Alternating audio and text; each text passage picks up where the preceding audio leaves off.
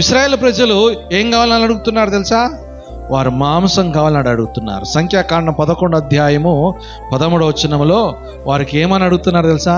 అయ్యా మాకు మాంసం కావాలని అడుగుతున్నారు. వాళ్ళు అడగడంలో తప్పులేదు. హల్లెలూయా. అడిగినప్పుడు దేవుడు ఇస్తాడు. ఇచ్చిండా లేదా?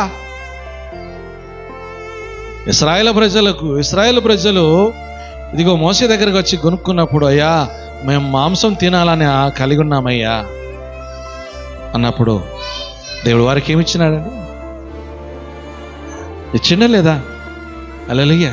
మరి ఇశ్రాయేలుకి ఇచ్చిన దేవుడు, నువ్వు నమ్మిన దేవుడు నీకు ఇవ్వలేడా? ఖచ్చితంగా ఇస్తాడండి.